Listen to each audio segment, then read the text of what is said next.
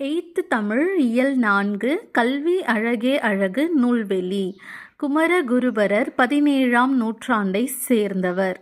இவர் தமிழ்மொழிக்கு பெருமை சேர்க்கும் பல சிற்றிலக்கியங்களை படைத்துள்ளார். தமிழ்மொழிக்கு பெருமை சேர்க்கும் பல சிற்றிலக்கியங்களை படைத்துள்ளார்.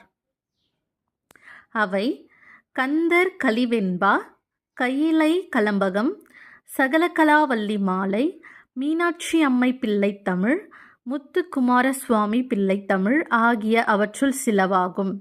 மக்களின் வாழ்வுக்கு தேவையான நீதிகளை சுட்டிக்காட்டுவதால் இந்நூல் நீதிநெறி என பெயர் பெற்றது.